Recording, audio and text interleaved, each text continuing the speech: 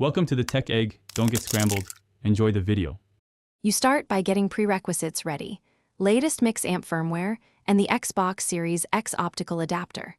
First, power the Mixamp and connect the optical cable from the Xbox optical adapter into the Mixamp. This carries game audio. Once done, use a USB cable from the Mixamp to the Xbox controller or console for chat channel and power depending on your Mixamp model. Make sure the headset is seated on the Mixamp and the controller recognizes an accessory. This primes the audio route. You now configure the Xbox audio and Mixamp routing so both game audio and party chat arrive correctly. On the console, go to Settings, then General, Volume and Audio Output. Set optical to bitstream and HDMI to pass-through if using TV.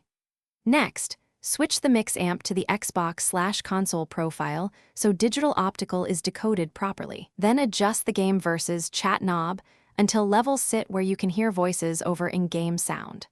Finally, tweak the Mixamp equalizer and sidetone to improve voice clarity and reduce pushback. You finish by validating and resolving common issues. Test with a friend to confirm party chat and adjust volumes. Walk the room to verify positional audio cues in-game. If you get no audio from game or chat, make sure the optical cable is fully seated in both the optical adapter and Mixamp, and that the controller USB connection is secure. If problems persist, restart the console and power cycle the Mixamp, then repair the controller. This often clears handshake errors and restores proper audio routing.